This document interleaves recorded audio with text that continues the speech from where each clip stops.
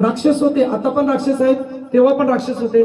तीच तपोभूमी आज पण आहे. तुम्ही तपश्चर्या करा, तुमच्या समोर देव प्रगट होणार. नका हे सगळं करू, पण ह्या युगामध्ये, कलियुगामध्ये तुम्हाला नामस्मरणाशिवाय पर्याय नाही.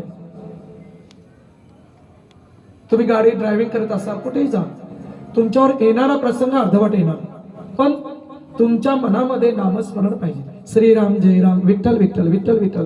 कोणाला बोलतात रे विठ्ठल विठ्ठल, माऊली कुठे गेलेले, विठ्ठल विठ्ठल माऊली, श्रीराम माऊली, राम माऊली.